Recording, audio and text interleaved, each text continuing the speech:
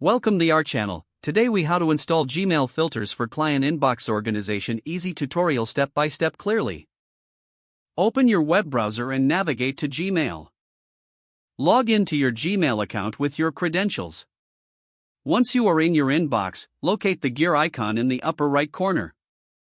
Click on the gear icon to open the settings menu. Select See All Settings from the drop-down options. In the Settings menu, go to the Filters and Blocked Addresses tab. Click on Create a new filter to start setting up your filter. A new window will appear with various options to filter your emails. Fill in the relevant fields based on your filtering needs. You can enter email addresses, subject lines, or specific words in the filter fields. After you enter the criteria, click on the Create Filter button at the bottom right of the window. In the next window, choose the actions you want Gmail to take on the messages that match your filter. You can select options like Skip the Inbox, Mark as Read, or Apply the Label. If you want to apply a label, you can create a new one by selecting New Label and entering a name. Once you have selected your desired actions, click on the Create Filter button.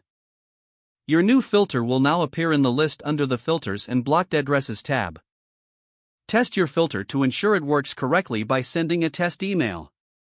Return to your inbox and check if the test email is processed according to your filter settings. If adjustments are needed, you can edit or delete filters from the same tab. Congratulations, you have successfully set up Gmail filters for better inbox organization. If the page does not load, refresh the browser or try again in a private or incognito window. Make sure you are using the correct email address, then retype it carefully to avoid small typos. If your password is not accepted, use the reset option and create a new strong password you can remember. Check your spam folder for verification or security emails, then complete any requested confirmation steps. Enable two-factor authentication if available to improve account security and reduce. After signing in, review your profile details so your contact information and settings are accurate and current. If you see an error message, note it down and try again after restarting your device and internet connection. Log out when you finish, especially on shared devices, to keep your account and payment information secure. If the page does not load, refresh the browser or try again in a private or incognito window.